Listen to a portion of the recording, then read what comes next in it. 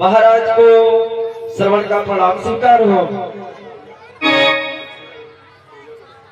मनिवर आपको भी मेरा प्रणाम स्वीकार हो। महाराज कि पहला प्रणाम मैं करता हूँ राजेश्वर की राजधानी को।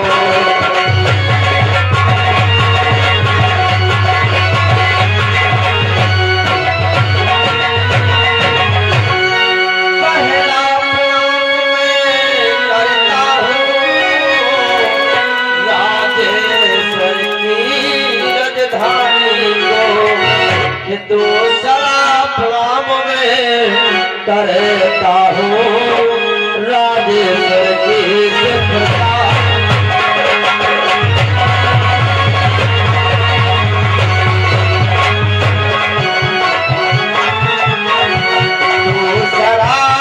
प्रणाम में करता हूँ राजेश्वर की सुखदाई को।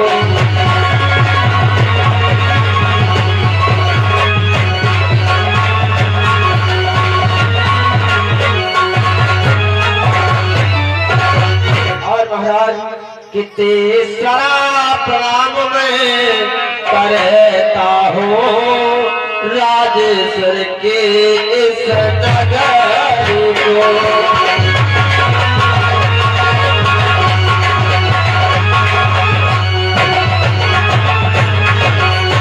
तीसरा प्रणाम में करता हूँ राजेश्वर की इस नगारी को। चौथा प्रणाम है गुरुवार को। पंचम प्रणाम अवधि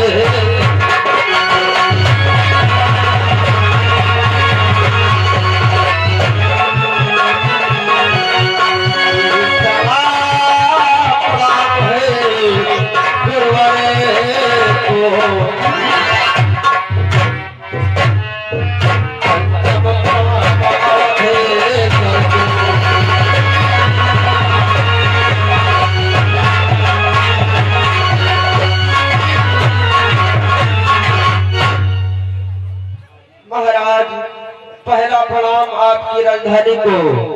दूसरा प्रणाम मैं करता हूँ आपकी शिवदाई को।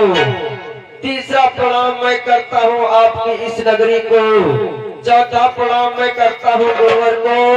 और आखिरी प्रणाम मैं महाराज आपको करता हूँ। वाह बेटा श्रवण कुमार, क्या आपके क्या विचार है बेटा। परंतु पुत्र हमारे दरबार में आने का क्या कारण है पुत्र। महाराज आपके दरबार में आने का कारण अवश्य बतलाऊंगा महाराज। बोलो पुत्र। महाराज मैं ये जानना चाहता हूँ जो हमारे पिता और माता है ये कैसे नेत्र हुए, ये अंधे क्यों है महाराज। क्या पुत्र अपने माँ व पिता के अंधे के बारे में जानना चाहते हो पुत्र। हाँ महाराज। ठीक है पुत्र। हे गुरुदेव, गुरुदेव बोलिए राजा। गुरुदेव बोलिए। बेटा श्रवण कुमार को इनके माता व पिता के बारे में बतलाए गुरुवर। ठीक है राजा, लेकिन बेटा इधर आइए। कहो गुरुदेव। आप तो अभी छोटे हैं, इस सब बातों से तुमको क्या फायदा है कि बेटा लल्ला दुलरुआ हमार चले जाओ बेटा पढ़ने तो बेटा लल्ला दुलरुआ हमार चले जाओ बेटा पढ़ने।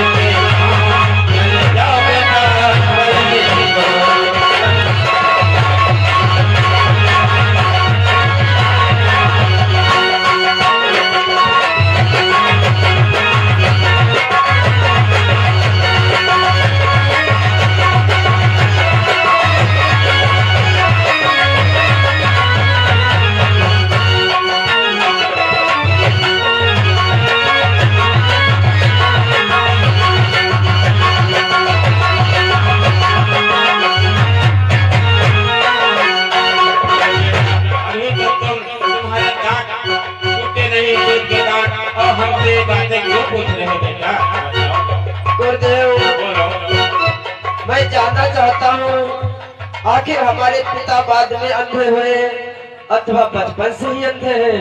कृपा करके मुझे बतलाओ गुरुदेव। ठीक है। अरे बेटा कि धीरज धरो मित्र और नारी, धीरज धरो।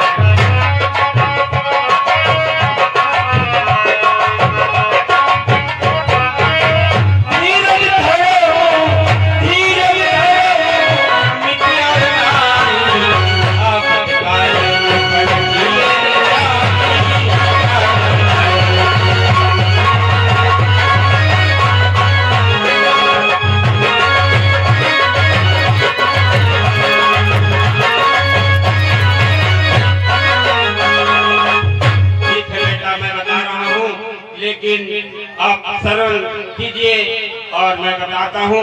एक समय की बात थी, नीमसार में 88,000 ऋषियों के साथ देवता लोग सभी विराजमान थे।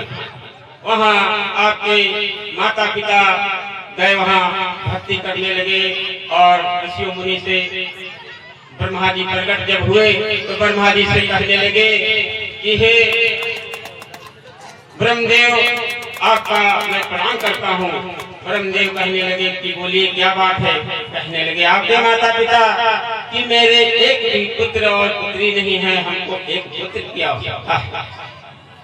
ब्रह्मदेव कहने लगे तुम्हारे भाग में लिखा हुआ है पुत्र, लेकिन होगा, लेकिन आप लोग जब पुत्र होगा तो आप लोग अंधे अंधा हो जाओ। मंजूर है तब तो ठीक है, नहीं मंजूर है तो नहीं, तुम्हारे भाग में लिखी कर्म में लिखी। कहने लगे ठीक है, मैं अंधा हो जाऊंगा, लेकिन मेरे एक पुत्र होना चाहिए। बेटा जब आप जन्म लिए तभी से तुम्हारे माता पिता अंधे अंधा हो गए। क्या गुरुदेव? हाँ। मेरे पिता की भाग में लिखा था तुम्हारे कोई संतान नहीं होगी। हाँ। पिताजी ने वरदान मांगा तो ब्रह्मदेव ने कहा संतान होगी, और जिस दिन तुम्हारी संतान होगी उसी दिन तुम अंधे हो जाओगे। हाँ, अंधे। क्या गुरुदेव? हाँ। मेरे पिताश्री ने मेरे जन्म के लिए इतना कठोर तप किया, हाँ। और अपनी आंखों को भी खो दिया गुरुदेव। हाँ, तुम्हारे माता पिता दोनों आंखें खो दी। परंतु गुरुदेव आप हमें एक बात और बताएं गुरुदेव। बताइए बेटा। गुरुदेव बोलिए। ये बताओ मैं क्या करूं जो कार्य करने से हमारे माता और पिता के नेत्र वापस आ जाए, वो भी देख सकें। ये तो बड़ी स्वभाव की बात है कि बड़ी कठिन की बात है बेटा, ऐसे मैं बताऊं आपसे हो नहीं पाएगा। गुरुदेव बोलो। आप कृपा करके बताएं, माता पिता की आंखों को वापस आने के लिए मैं अपने प्राण को भी दे दूंगा, और हमारे अपने माता पिता की आंखें अवश्य वापस लाऊंगा। बतलाएं गुरुदेव हमें क्या कार्य करना होगा? बेटा ये भी बहुत कठिन बात है, मैं बताता तो हूँ, लेकिन आपसे हो नहीं पाएगा। कहिए तो बतलाएं या नहीं बतलाएं? बतलाओ गुरुदेव। देखिए अपने माता पिता को नग्न पांव और कंधे पर कांवर में लेकर के हर तीर्थ को आप घुमाइए। जब अयोध्या जी पहुंचेंगे और वहां स्नान ध्यान करेंगे, और स्नान जब करेंगे तो आंखें हो जाएगी और आपको देखने लगेंगे। क्या? हाँ, इतना कठिन बात। मैं